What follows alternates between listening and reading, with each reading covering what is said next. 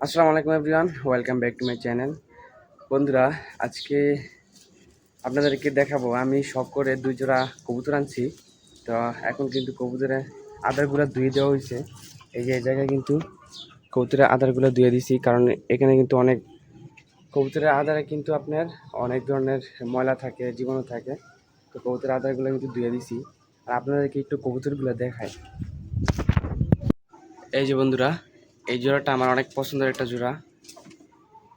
আর এই যে এইটাও একটা পছন্দের জোড়া।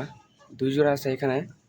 এটা হইতেছে গিরিবাজ, আর এই জোড়াটা হইতেছে গিয়া কাগজি।